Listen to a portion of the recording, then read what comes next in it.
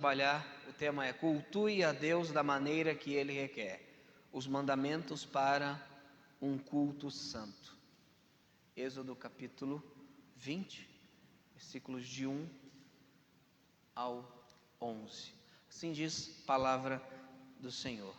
Então falou Deus todas estas palavras, dizendo: Eu sou o Senhor teu Deus, que te tirei da terra do Egito, da casa da servidão. Não terás outros deuses diante de mim, não farás para ti imagem de escultura, nem alguma semelhança do que há em cima nos céus, nem embaixo na terra, nem nas águas debaixo da terra. Não te encurvarás a elas, nem as servirás, porque eu, o Senhor teu Deus, sou Deus zeloso, que visito a iniquidade dos pais dos filhos até a terceira e quarta geração daqueles que me odeiam, e faço misericórdia a milhares dos que me amam e aos que guardam os meus mandamentos. Não tomarás o nome do Senhor teu Deus em vão, porque o Senhor não terá por inocente o que tomar o seu nome em vão. Lembra-te do dia de sábado, para o santificar. 6 dias trabalharás e farás toda a tua obra, mas o 7º dia é o sábado do Senhor teu Deus. Não farás nenhuma obra, nem tu, nem teu filho, nem tua filha, nem o teu servo, nem a tua serva, nem o teu animal, nem o teu estrangeiro que está dentro das tuas portas, porque em 6 dias fez o Senhor os céus e a terra, o mar e tudo o que neles há, e ao 7º dia descansou. Portanto, abençoou o Senhor o dia do sábado e o santificou. Vamos orar. Senhor Deus e Pai, nós te louvamos pela tua palavra, e eu te peço, Pai, que o teu Espírito Santo fale aos nossos corações, fale à tua igreja, para que possamos entender juntos, Senhor, o culto que é estipulado nas Escrituras, Senhor. Que a nossa criatividade, que as nossas intenções sejam submetidas ao escrutínio da tua palavra, e que nós venhamos a nos submeter àquilo que está revelado no teu texto, Senhor. Que teu Espírito Santo aplique a mensagem aos corações, que o Espírito e a palavra venham a trabalhar juntos nesta noite. Eu também oro por mim, Deus, pedindo que tudo aquilo que eu falar nesta noite seja extraído do teu texto. Essa é a minha oração em nome de Jesus. Amém. Podemos assentar. Alguém puder depois pegar um copo de água para mim, eu agradeço. Cultue a Deus da maneira que Ele requer. É interessante quando nós lemos o Decálogo, os 10 mandamentos, geralmente nós aplicamos ele individualmente. Isto é, obrigado, irmão. Nós aplicamos ele para nós. A gente pega e eu vou tentar viver da melhor maneira possível o Decálogo. Só que os 10 mandamentos, o Decálogo, como nós chamamos, as 10 palavras, ele também é um guia de instrução para culto. Convencionou-se que nós podemos cultuar a Deus da maneira que o nosso coração disser, da maneira que nós gostarmos, da maneira que eu me senti bem. Alguns até falam o seguinte: o que a Bíblia não proíbe, então é permitido. Ora, a Bíblia não proíbe, por exemplo, o engolidor de espadas na hora da ceia. Ela proíbe? A gente faz isso? Não, porque é óbvio que Deus não quer que haja um engolidor de espadas na hora da celebração da ceia. E é interessante que alguns séculos atrás, no início da Reforma Protestante, numa cidade chamada Zurique, surgiu um homem chamado Zwinglio, Úrico Zwinglio, e ele tinha alguns alunos que deram origem aos anabatistas, os nossos avós espirituais, e eles entendiam o seguinte: a missa católica era repleta de exageros e de coisas que Deus não ordenou, e nós deveríamos, no caso eles, voltar às Escrituras e dar o culto que o Senhor requer. E como é que eles fizeram isso? Eles foram para o texto bíblico e começaram a cultuar um culto extremamente simples, um culto que professasse aquilo que o texto bíblico dissesse. Então eles tiraram toda aquela parafernália lá, aquele monte de coisa, e colocaram no centro o púlpito, simbolizando que a partir de então a palavra de Deus, ela seria o centro do culto e não mais os sacramentos, entre aspas, porque se tinha então a ideia que o sacramento era o centro do culto, quando o texto vai mostrar em todo o Novo Testamento que é a palavra de Deus, o sermão. Dito isso, nós devemos entender que os 10 mandamentos, do 1º mandamento ao 4º mandamento, é um guia de como Deus quer ser adorado.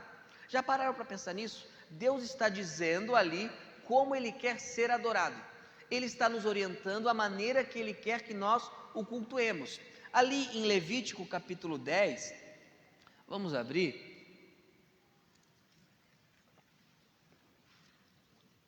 Levítico capítulo 10, versículos 1 e 2.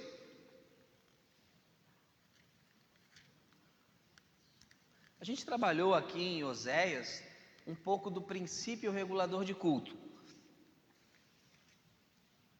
Levítico 10, 1 e 2. E os filhos de Arão, Nadab e Abiú, tomaram cada um o seu incensário e puseram neles fogo, e colocaram incenso sobre ele, e ofereceram fogo estranho perante o Senhor, o que não lhes ordenara. Então saiu fogo de diante do Senhor e os consumiu, e morreram perante o Senhor. Note que eles não colocaram uma imagem, eles não colocaram um falso Deus. O que eles fizeram? Eles colocaram fogo que Deus não tinha pedido. E o que Deus fez com Nadab e Abiú? Matou. Colocaram um fogo estranho. Por isso que devemos entender aquilo que nós chamamos de teologia do culto, isto é, existe nas Escrituras uma forma correta de adorar a Deus. Claro que eu não estou falando aqui de aspectos culturais. Um culto na África é um pouco mais animado que um culto na Suécia. Isso é um aspecto cultural. Só que existem elementos e princípios que devem ser regidos, que regem, melhor dizendo, a igreja para a sua adoração. E nós vamos ver hoje, nos 10 mandamentos, esse guia, na verdade do primeiro ao quarto mandamento, que vai demonstrar como o Senhor quer ser adorado. O Senhor quer ser adorado da seguinte maneira: como deve ser o culto? Primeiro, o culto tem que ser centralizado em Deus. Deus é o centro do culto. Segundo, o culto não pode ter misticismo. Já cai aqui um monte de movimento que se diz evangélico. O culto não pode ter misticismo. E terceiro, o culto tem que ser com reverência. Esta é a maneira que Deus quer ser adorado. Se nós queremos adorar a Deus, e cantamos aqui em espírito e em verdade, o que é adorar em espírito e em verdade? Em espírito é adorar interiormente, de maneira sincera, que realmente querendo a presença de Deus, mas em verdade, de maneira verdadeira, não apenas da maneira sincera. Você pode adorar sinceramente e está adorando sinceramente errado. Por isso a gente tem que ir sempre para a palavra de Deus, a palavra revelada de Deus. Então vamos a ela, Êxodo 20, a gente vai ver então o primeiro princípio aqui, que é adorar a Deus, tendo um culto centrado nele. O culto deve ser centralizado no Senhor. O versículo 3, e Deus começa dizendo: não terás outros deuses diante de mim. E note que o Êxodo, depois do capítulo 20, vai ser só teologia do culto, como eles deveriam adorar, e tudo baseado no início aqui do capítulo 20, não terás outros deuses diante de mim. É interessante que Deus dá a razão, porque Ele quer ser adorado dessa maneira, e a razão está no versículo 2, Deus não explica muito: eu sou o Senhor teu Deus, isto é, eu sou Deus, e eu estou especificando a forma que eu quero ser adorado. É muito simples de entender. Então vocês que são os adoradores vão adorar da maneira que eu, Deus, que sou o Senhor, quero ser adorado. E não terás outros deuses diante de mim. À primeira vista você pensa: o que Deus está proibindo ali? Que eu não creio em outro Deus? Também, isso também está no texto, mas não apenas isso, porque a expressão diante de mim pode ser em detrimento de mim. Não apenas eu creio em outro Deus, mas eu rivalizo com Deus. Então o culto não tem que ter outras prioridades, senão a própria prioridade de cultuar a Deus. Vamos abrir em Atos capítulo 13. Atos capítulo 13.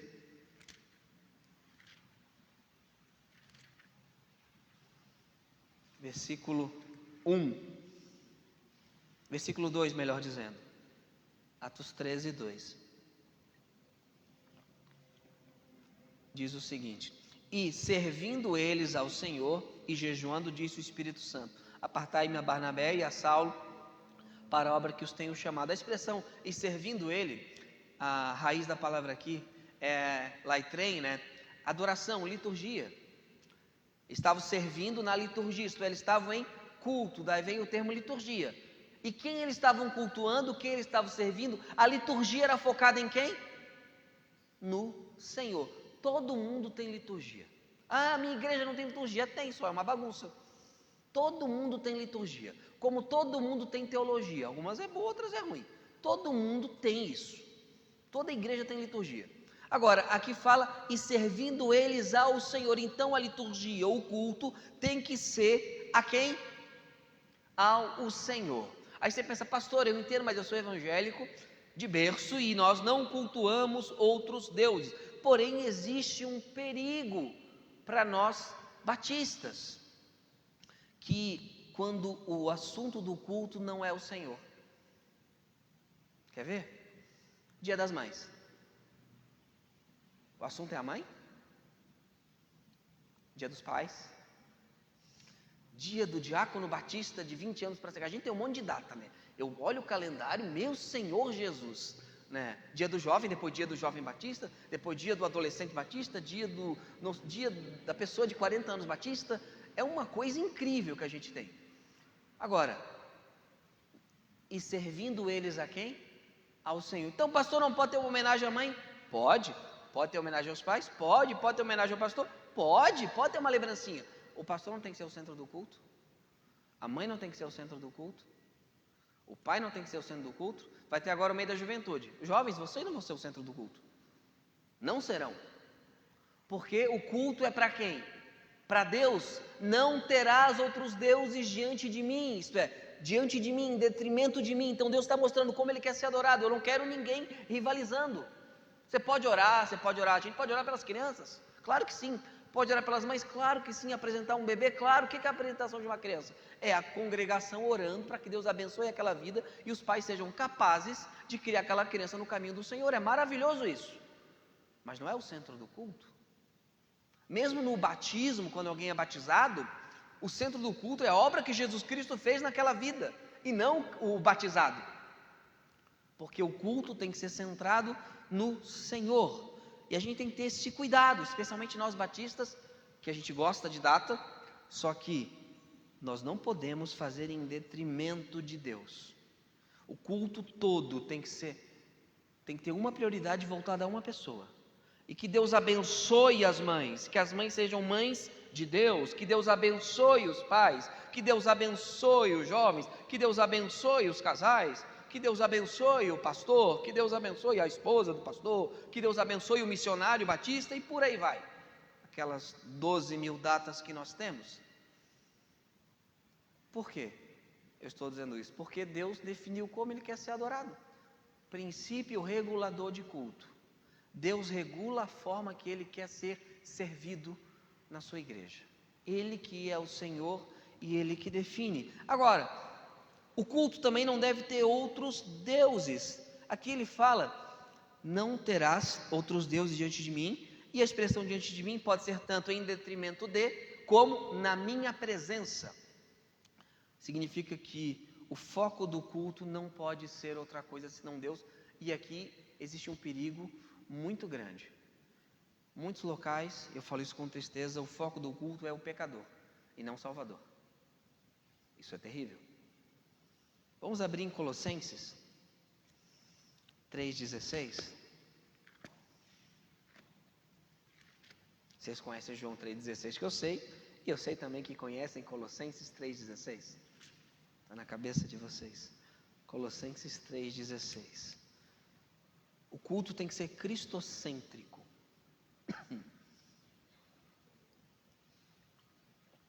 Como eu falei hoje na escola dominical, Colossenses e Efésios são cartas gêmeas. É muito interessante ler uma depois da outra.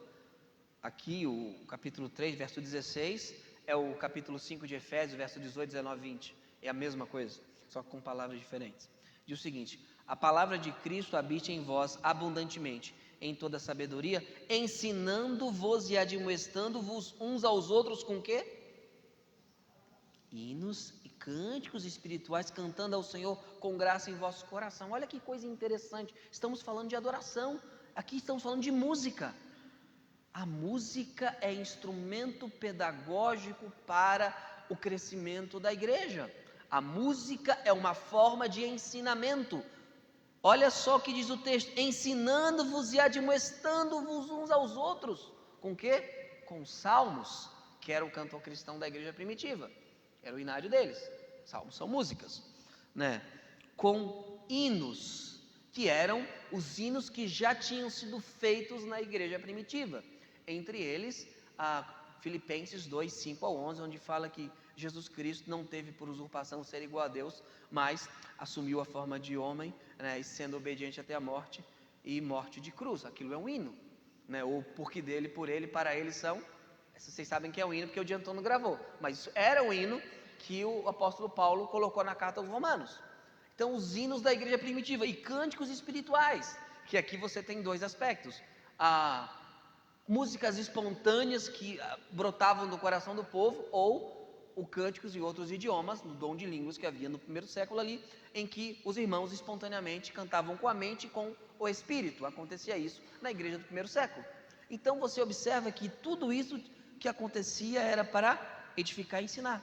Agora, todo o conteúdo dos salmos, hinos e cantos espirituais era a quem? Cantando ao Senhor. Pode ter música em primeira pessoa?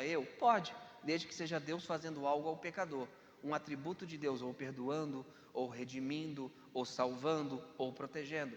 Agora, quando o culto ele toma a forma em que as pessoas cantam como elas são poderosas, como elas são boas, que elas vão ter uma vitória que tem sabor de mel, então o culto não se torna mais ao Senhor e sim à pessoa. O culto dos empresários, eu nunca vi o culto do Gari, o culto da Diarista eu nunca vi, o culto dos empresários eu já vi, né? O culto não sei do que, aí tudo é focalizado no pecador. Só que, irmãos, o foco do culto nunca é o pecador, e sim o salvador do pecador. O salvador do pecador. Quer ver uma coisa muito simples? Culto de cura. O foco é qual? A cura. Mas não tem que ser aquele que cura. É aquele que cura que tem que ser o foco.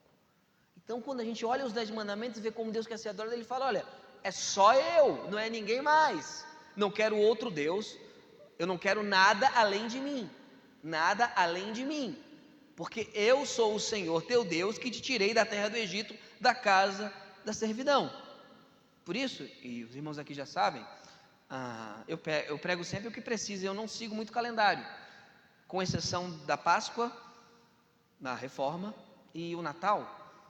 O resto, eu posso pregar, e posso não pregar. Por quê? Porque o culto é do Senhor. O culto é somente para Ele. Então temos aqui uma aula no versículo 3 de como cultuar a Deus e aplicar isso ao culto. Porque a gente pega geralmente o texto da Bíblia e aplica para a gente. Só que a Bíblia, quase toda ela foi escrita para a comunidade, não para indivíduo. Você tem poucos textos para indivíduo. Você tem Timóteo, 1 e 2 Timóteo, você tem Tito, você tem Filemão, você tem 2 João, mas todas essas cartas, lá no finalzinho manda ler na igreja, que depois elas se tornariam cartas litúrgicas. Então, primeiro ponto, como Deus quer ser adorado? Como tem que ser o culto a Deus? Centrado em Deus, não em você. Eu sei que você tem as suas necessidades, mas o Senhor diz que Ele supre todas as suas necessidades. Claro que durante o culto, Deus pode falar ao seu coração, Deus pode dar calma ao seu coração. Durante um louvor você está tão atribulado, você canta com o coração e o Espírito Santo acalenta o seu coração, e Ele faz isso. E amém por isso, é obra do Espírito isso. Só que o culto não é para você e para as suas necessidades. O culto é para o Senhor. Sabe o que você faz quando tiver muita necessidade? Lança toda a sua ansiedade ao Senhor. A gente orou, e orar é ao Senhor, porque a gente, quando ora as nossas necessidades no culto, estamos dizendo a Deus que nós não conseguimos. Então Ele continua sendo o centro. Só que o que não pode acontecer e nunca deve acontecer? Eu me colocar como centro do culto, porque o culto tem um centro, e quem é? O Senhor. O Senhor. Mesmo culto de gratidão, e ocorre, tem que ser gratidão a Deus, e não uma hora exaltando as qualidades de pessoa X ou Y. Foi muito bom, foi um servo de Deus, amém, glória a Deus por isso. Mas como Deus é bom. Agora, o segundo aspecto do culto: o culto tem que ser sem misticismo. Deus quer ser cultuado sem misticismo. Verso 4, aqui tem a proibição de objetos sagrados. Não farás para ti imagem de escultura, nem alguma semelhança do que há em cima nos céus, nem embaixo na terra, nem nas águas debaixo da terra. Não te encurvarás a elas, nem as servirás. Porque eu, o Senhor, teu Deus, sou Deus zeloso. E aqui ele continua, é só uma explicação aqui no verso 5. Aqui não trata de maldição hereditária, né? Aqui eu visito a iniquidade dos pais nos filhos. Uma vez estava conversando com um pastor, ele usou esse texto e esta igreja quebrava a maldição. Eu falei, tá, se isso é maldição hereditária, então não cabe o Senhor quebrar. Ele, por quê? Porque é Deus que está amaldiçoando. Aqui eu visito, é Deus que está fazendo, então quem sou eu para quebrar? Por que ele fala até a terceira e quarta geração? Porque na época que foi escrito isso, eles habitavam em tendas. E você vê, por exemplo, Abraão habitava com seus filhos e com os seus netos, e depois os filhos com os filhos e os netos, terceira e quarta geração. Então, se você tinha um patriarca idólatra, um chefe de família idólatra, o que aconteceria com o resto da casa? Seria idólatra, terceira e quarta geração. E aqui tem a contrapartida, mas eu abençoo até a milésima geração. O que Deus está falando? Olha, você vai ter problemas, mas se você me adorar, você vai ter muita bênção. É isso que Deus está dizendo. Tem nada a ver com quebra de maldição aqui, com maldição hereditária, não tem nada a ver. Agora, aqui Deus está proibindo a confecção de objetos sagrados. E a proibição bíblica é uma proibição para culto. Ela não proíbe qualquer tipo de imagem ou qualquer imagem. Por exemplo, Deus mandou fazer querubins, mas não vamos exagerar, Deus mandou fazer aqueles querubins. Não mandou a gente fazer uma confecção de imagem na igreja, mandou fazer aqueles querubins especificamente. Agora, por que Deus proibiu a confecção de objetos sagrados? Porque o coração do homem é uma fábrica de ídolos. O coração do homem é terrivelmente idólatra. Por isso que nós não podemos ser objetos sagrados. Você fala, pastor, mas somos evangélicos, não temos isso. Não temos. E a rosa ungida? E a arca da aliança? E os corredores de prosperidade? E as pessoas sagradas, os ungidos? O que Deus está dizendo aqui? Eu não quero que vocês coloquem esse tipo de objeto no meu culto, porque isso vai gerar idolatria, vai gerar misticismo. Isso vai gerar coisa que eu proibi. Por isso a proibição de amuletos de fé. Eu preciso de uma fita para que eu creia em Deus. Ora, a fé é o firme fundamento das coisas que não se veem.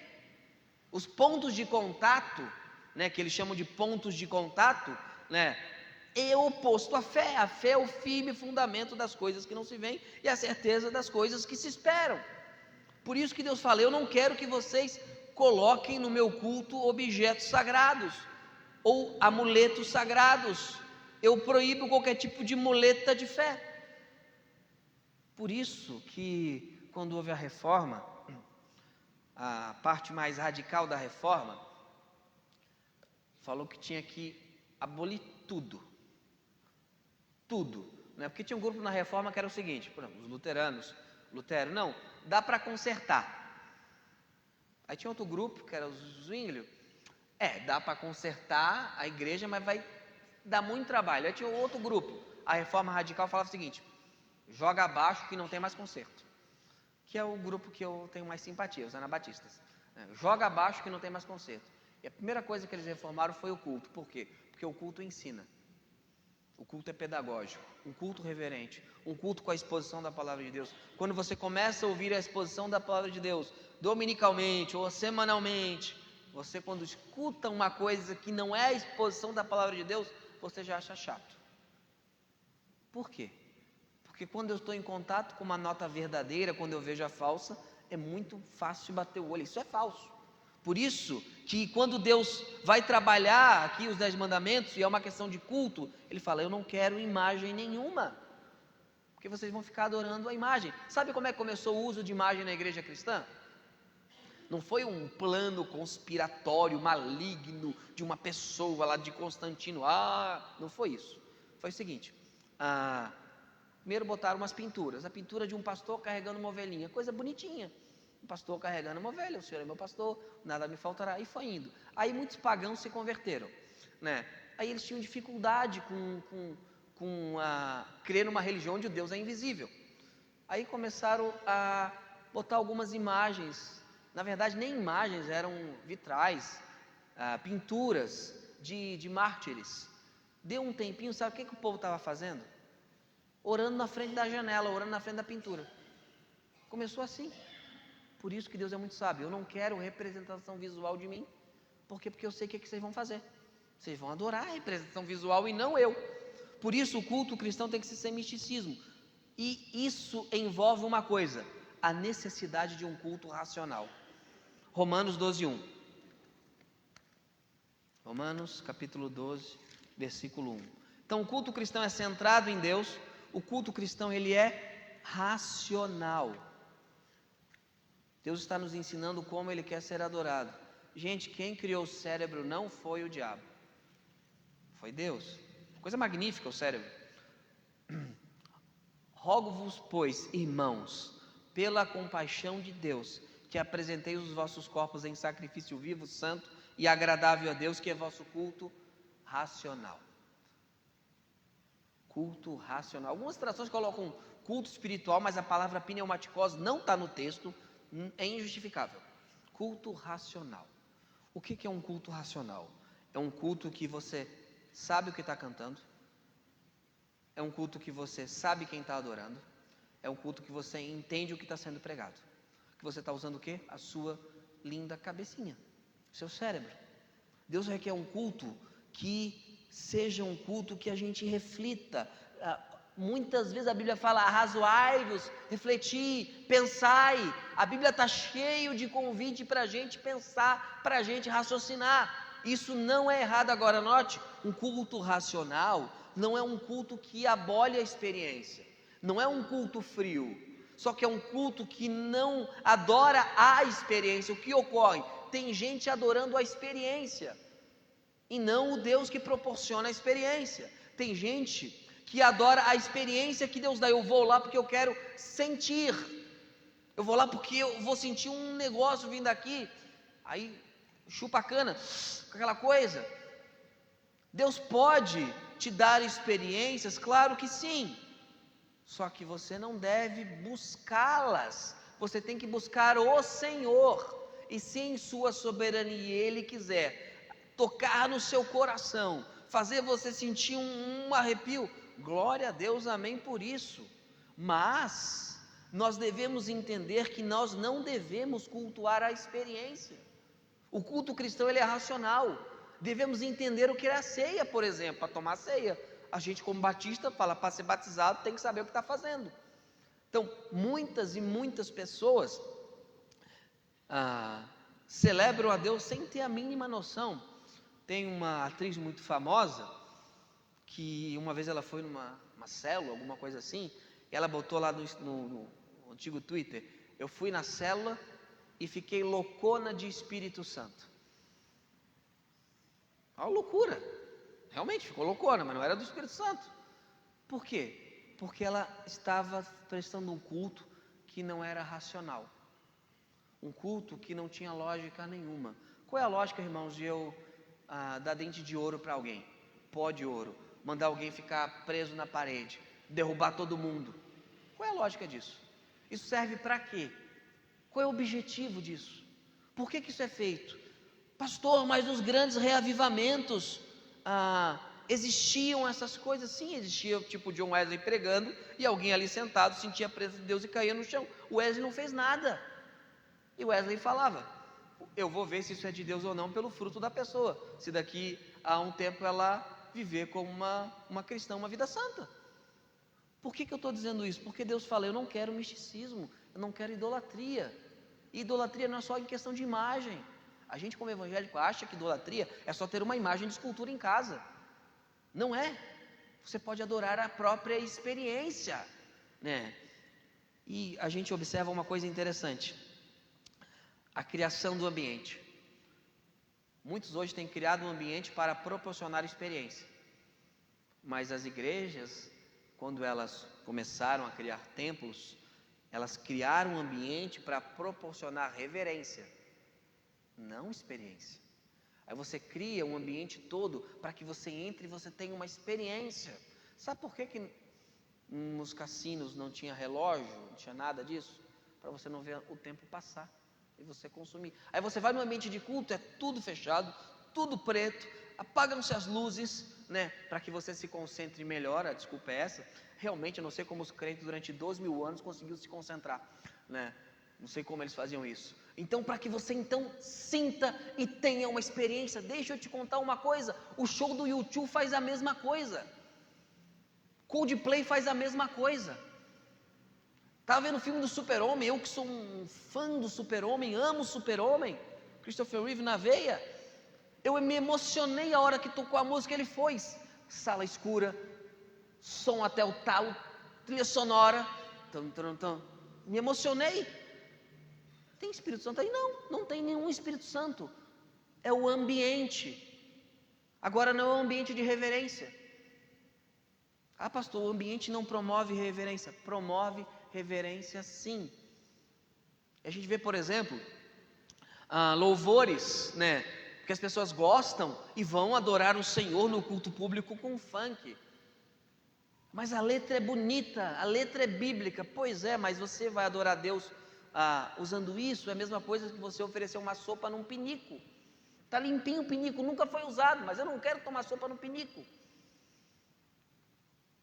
A gente tem que tomar cuidado, porque muito do que tem sido feito no meio cristão, e aqui eu estou falando de nós evangélicos, eu incluo muitas vezes as igrejas batistas. O pastor está citando nomes, Paulo citava um monte de nome na Bíblia. Entreguei o Alexandre o Latoeiro para Satanás, Paulo falava isso, eu nem estou fazendo isso, né? Por quê? Porque estamos oferecendo fogo estranho, coisa que Deus não ordenou. Deus quer que você vá à casa dele e você o adore. Não adore serotonina, não adore uma experiência. Certa feita, não, eu conversando com uma pessoa, não, como é que foi? Nossa, o culto, olha, foi assim. Tá aí, o que foi? Então, tá, mas o que foi falado? Eu não lembro, mas olha, Deus estava lá. Isso não é culto. Isso ocorre em qualquer religião, em qualquer ambiente. Basta que você proporcione o ambiente correto. Apaga a luz e você se emociona. Bota um monte de gente de meia idade, apaga a luz e manda cantar Evidências. Vai se emocionar, vai lembrar. Ou quando a gente começa a escutar a música do Balão Mágico, a gente se emociona, né? A gente gosta disso. Isso não tem nada a ver com o Espírito Santo. É pecado, não é, mas não é propício ao culto. Entendem o que eu estou dizendo? Deus quer um culto reverente. Pastor, eu fui no culto, eu escutei uma palavra de Deus vinda do texto sagrado e eu chorei. Amém por isso. O culto não tem que ser um funeral. O nosso Salvador está vivo, mas eu não tenho que fabricar experiência. Apaga-se as luzes, vem todo mundo aqui à frente e começa a falar bem rápido, que vai sair uma coisa de você. Isso é autossugestão. O Espírito Santo não precisa disso para fazer nada. Ele é soberano, ele age como ele quer. Por isso, irmãos, nós devemos propiciar um ambiente para a reverência, que é o meu terceiro ponto. Devemos adorar o Senhor com reverência. Vamos para Êxodo novamente, versículo 7. Êxodo 20, verso 7.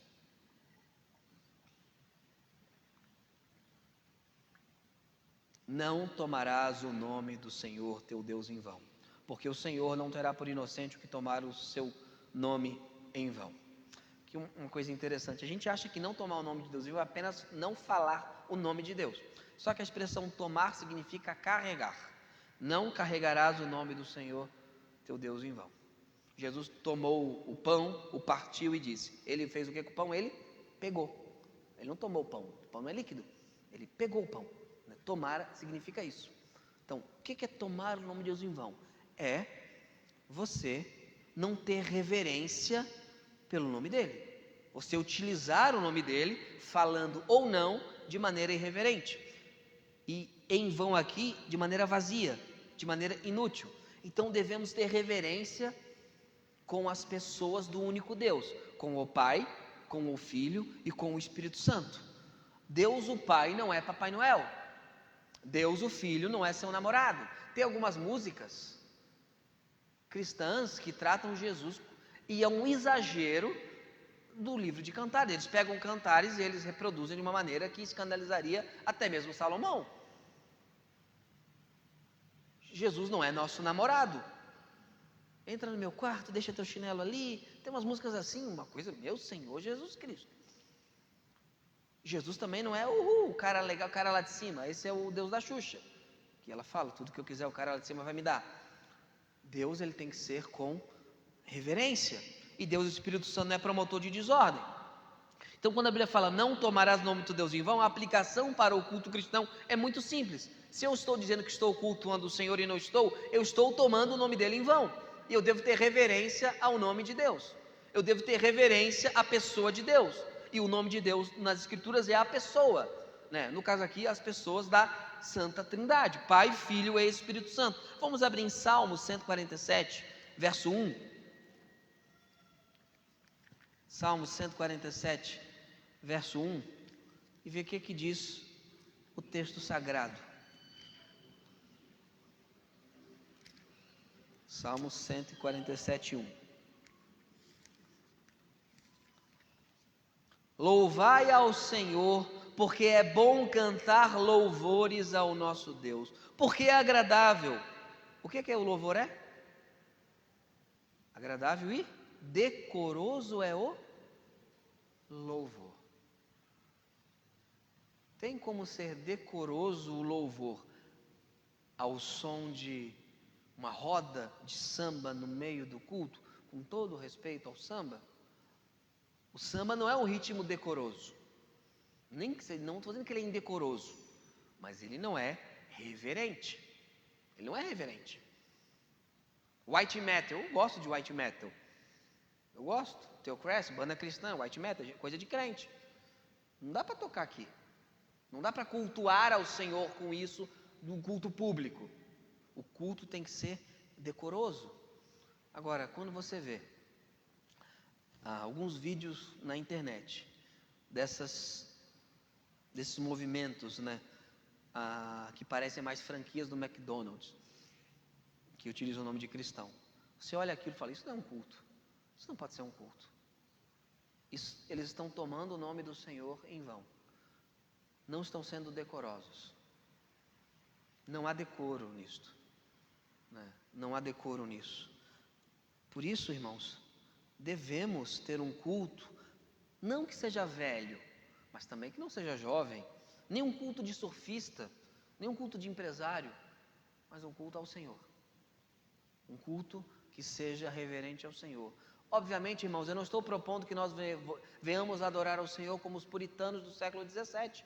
Eles adoravam de acordo com a sua cultura do século XVII. Quando o cantor cristão começou a ser feito, houve escândalo, por quê? Por causa do piano.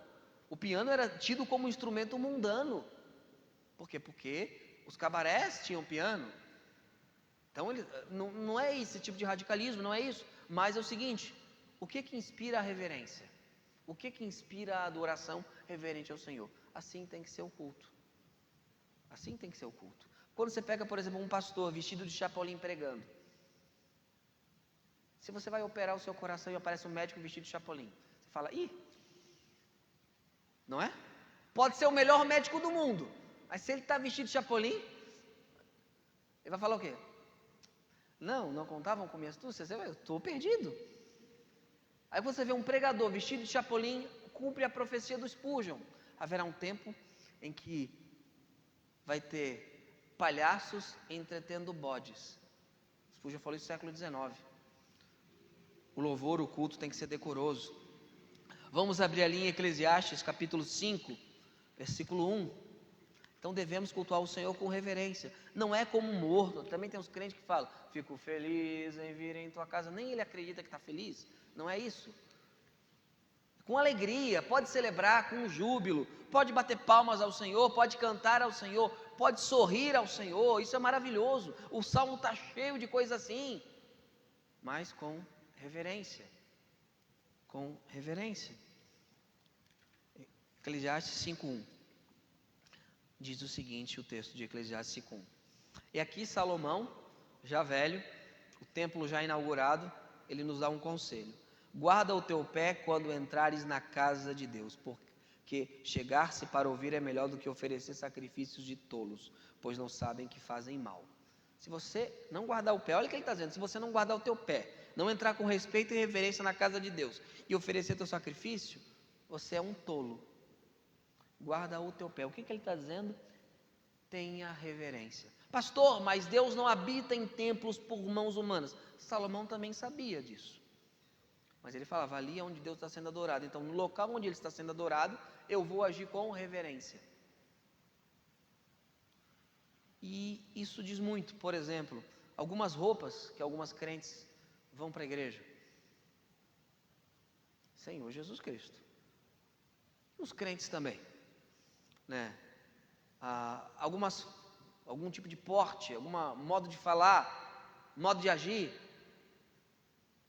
Devemos ter reverência na casa do Senhor, guardar o nosso pé. Porque aqui é sagrado? Não, porque aqui é o local onde nós dizemos que nos reunimos para adorar a Deus. É por isso. É por isso. Salomão sabia que Deus não habitava em templos feitos por mãos humanas. Deus falou isso para ele. Mas ele fala, mesmo assim, guarda o teu pé.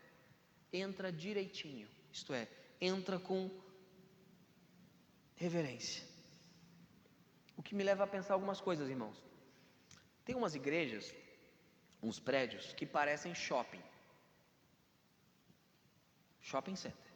Até a entrada é um shopping center. Tudo em inglês, uma coisa...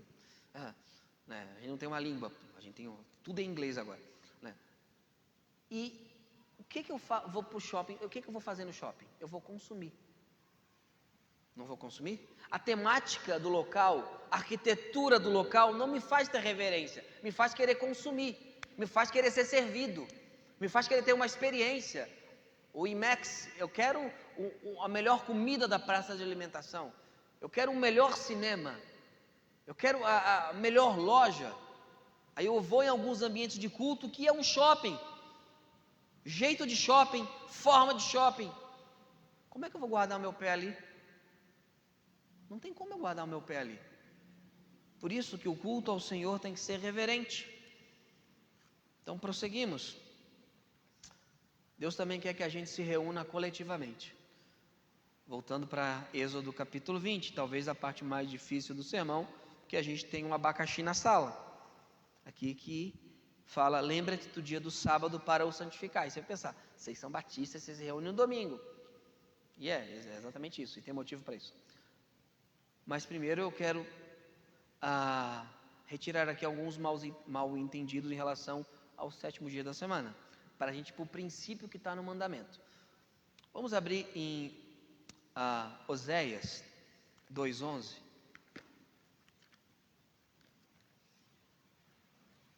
Oséias 2:11. Nós estudamos Oséias, então a igreja está fresquinha, o capítulo 2 de Oséias, que foi só algumas 10 semanas atrás. Oséias 2:11 diz o seguinte, Deus falando, e farei cessar todo o seu gozo, as suas festas, suas luas novas, os seus sábados e todas as suas festividades. Note bem a progressão, festas, luas novas, sábados. Festas, as celebrações anuais. Luas novas, as celebrações mensais. Sábados, as celebrações semanais, anual, mensal, semanal. Agora vamos para Gálatas 4:10. Gálatas 4:10. Para que ninguém aqui pare de comer bacon e vá a uma igreja sabatista, né? Por isso que eu estou fazendo. Não precisaria, se não houvesse tanta influência sabatista com uma certa rádio, que muito crente escuta, né? Então a gente tem que fazer isso. Gálatas 4:10. Você vai ver a mesma progressão. Diz o seguinte, Paulo aqui dando uma bronca na igreja da Galácia. Guardai dias, meses, tempos e anos. Olha a progressão aqui. Dias semanais, meses, as luas novas, né? Tempos e anos, as festividades. Então aqui a gente tem sábados, você tem lua nova e você tem as festas anuais, tabernáculo, entre outras. Então o que nós temos aqui novamente? Essa progressão. Semana, mês, ano. E Paulo fala que isso é uma bobagem. E agora Colossenses, capítulo 2, versículo 16. a mesma progressão. Lá no Antigo Testamento, Deus fala que ia acabar com os sábados, com a lua nova e com as festividades anuais. Todas seriam cumpridas em Cristo. Colossenses 2,16.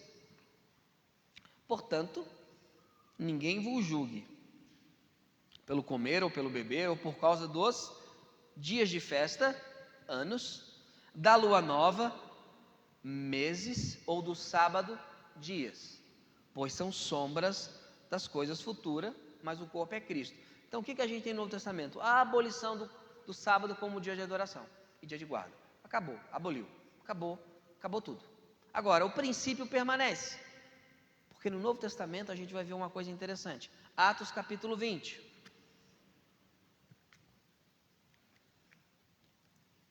Atos capítulo 20, versículos 6 e 7. Aí depois eu vou voltar, quando terminar esse ponto, para Êxodo. Atos 20, 6 e 7. Diz o seguinte: e depois dos dias dos pães ázimos, navegamos de Filipos, e em 5 dias fomos ter com eles a Troade, onde estivemos 7 dias. Então, eles ficaram quanto tempo em Troade? 7 dias. A gente vai ver que eles chegaram numa segunda-feira. E no primeiro dia da semana, juntando seus discípulos para o partir do pão, Paulo, que havia de partir, no dia seguinte falava com eles e prolongou a prática até a meia-noite. Note bem, ficaram 7 dias e Paulo ia partir no dia seguinte, a domingo, logo segunda-feira. Então ele chegou numa segunda. Ele ficou uma semana em Troade.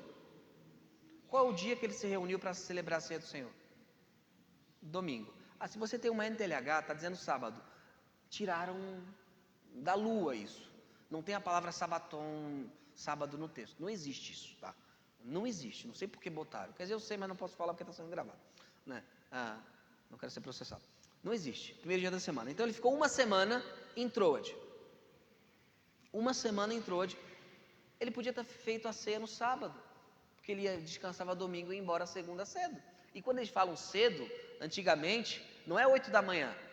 Cedo é 4 da manhã, 3 da manhã, cedo é isso. Ele podia ter feito a ceia na sexta, podia ter feito a ceia na quinta. Que dia que ele fez a ceia? No primeiro dia da semana, porque a igreja cristã já entendia que por causa da ressurreição era o dia que eles deveriam se reunir para celebrar. Isso não foi Constantino, toda a patrística, os pais da igreja, os discípulos dos discípulos já falavam disso. Aí em 1 Coríntios 16, 1 e 2 fala que devemos ofertar no primeiro dia da semana, porque Paulo é inteligente. Qual é o dia que tem mais gente? É o domingo. Então a oferta tem que ser no primeiro dia da semana. E Apocalipse 1:10 vai falar que João foi arrebatado no dia do Senhor, Kiriach Hemera, o dia que pertence ao Senhor. Kiriach Hemera é domingo em grego, por isso que em latim é dies domini, em português é domingo, não é primeira-feira, porque é o dia do Senhor, o dia que pertence ao Senhor. O que eu estou dizendo com isso? Não estou dizendo que se você trabalhar o domingo você vai queimar no inferno, não é isso, mas sim que a igreja cristã desde cedo entendeu pelo Espírito Santo que deveria celebrar ao Senhor no dia da ressurreição. Significa então que o princípio é cumprido. Deus ordena, Deus requer que a igreja se reúna minimamente uma vez a cada 7 dias. Ele requer, e Deus é sábio. Se Deus deixar cada um escolher o dia, sabe quando é que a gente vai se reunir? Nunca. Vamos marcar? Vamos marcar. Não dá. Mas a quarta não, mas terça não dá para mim. Aí Deus já marcou o dia que o Senhor ressuscitou. Então, Deus requer que nós venhamos a celebrar o seu nome de maneira coletiva, um dia em 7. E Deus disse que esse dia é o domingo, é o dia que a igreja primitiva celebrava. Por isso que Hebreus fala, não deixai-vos de congregar, Hebreus 10, 25, isto é, não deixem de se reunir no domingo. Agora, voltando para Êxodo, a gente já para a parte final da mensagem, ali diz o seguinte no versículo 11, né? Êxodo 20, 11. Porque em 6 dias fez o Senhor os céus, a terra, o mar e tudo o que neles há. E ao 7º dia descansou, portanto abençoou o Senhor o dia do sábado e santificou. Está lembrando do que? Da criação, correto? Prestem bem atenção nisso. Agora vamos para Deuteronômio capítulo 5, versículo 15. que é a repetição da lei. Deuteronômio capítulo 5, versículo 15. Do versículo 12 em diante fala do sábado. Olha o que diz o versículo 15: porque te lembrarás que fosse servo na terra do Egito, e que o Senhor teu Deus te tirou dali com mão forte e braço estendido. Por isso o Senhor teu Deus te ordenou que guardasse o dia de sábado. Aqui não está mais lembrando da criação, está lembrando da redenção. Agora, essas duas coisas ocorreram conosco no domingo. Vamos abrir em 1 e 2 Coríntios 5,17. Por isso que quando nós celebramos o Senhor coletivamente, e aqui o nome disso é culto público, nós estamos celebrando a nova criação e a redenção que Jesus Cristo fez em nós. 2 Coríntios, capítulo 5, versículo 17. Olha que coisa interessante. Quando é que a morte foi vencida definitivamente? Quando o Senhor ressuscitou. Quando é que a gente pode dizer que Deus, o Pai, realmente testificou Jesus Cristo como Filho de Deus? Quando o Senhor ressuscitou. E olha que interessante, 2 Coríntios 5, 17. Lembra? O sábado aponta a criação e a redenção. Agora, olha o que fala aqui. Assim que se alguém está em Cristo, nova criatura é. As coisas velhas já passaram, eis que tudo se fez novo. O sábado aponta para a gente a nova criação? Não. Agora, vamos abrir em Colossenses, capítulo 1, versículo 13. Colossenses 1, 13. E esse é o entendimento de toda a igreja primitiva. Eles estão corretos nisso. Colossenses 1, 13. O qual nos tirou da potestade das trevas e nos transportou para o reino do Filho do seu amor. Redenção. Aqui, transportado do Egito para a terra de Deus. A igreja primitiva entendeu o seguinte: o domingo nos lembra que fomos recriados nova criatura, porque Jesus Cristo ressuscitou no domingo. E o domingo nos lembra que fomos transportados para um reino, o reino do Filho do seu amor. Por isso que a igreja primitiva entendeu que o sábado não falava mais a ela, mas sim o domingo. Por isso que nós, como João em Apocalipse 10, chamamos de o dia do Senhor. Então Deus requer que você tire um tempinho da sua semana atribulada e vá adorar Ele no dia que Ele ressuscitou. Os cristãos ortodoxos russos, durante a perseguição do comunismo, eles foram severamente perseguidos, e quando eles se reuniam no domingo, eles falavam: Jesus ressuscitou, e a igreja respondia: de fato ressuscitou. Isso deu esperança a eles, porque quando celebramos o domingo, estamos dizendo que o nosso Senhor está vivo, Ele venceu a morte. O domingo é a nossa Páscoa semanal, contínua. A gente tem o evento de Copa do Mundo, que é a Páscoa, né? Mas a Páscoa contínua, onde nós falamos que o Cordeiro venceu. Por isso que Deus requer, ao ser adorado, que a sua igreja pare, se reúna e o adore. Ele fez isso na antiga aliança com o sábado, ele faz isso na nova aliança com o domingo. Agora, o Novo Testamento não requer e não proíbe o trabalho no domingo por um motivo muito simples. Tinha um monte de crente que era escravo. Imagina os crentes: peraí, eu não posso trabalhar no domingo? Não tinha que fazer. Tanto é que ali em Atos 20, verso 7 que a gente leu, eles se reuniram de noite, porque era o período que os escravos voltavam do trabalho, porque não tinha eletricidade, era melhor se reunir de dia. Eles voltavam do trabalho, então eles adoravam. Só que é tão interessante que o J.C. Ryle conta, um autor muito respeitado, que também eles adoravam às 5:30 da manhã, duas vezes, 5:30 da manhã e às 6 da tarde, né, que já era noite. Por quê? Os escravos estavam indo trabalhar bem cedo, se reuniam e adoravam o Senhor. Iam para o trabalho, e eu acho que eles não deviam ter 15 minutinhos de pausa para almoço, nada disso. Era um pouquinho pior que a gente, né? E quando retornavam, eles estavam lá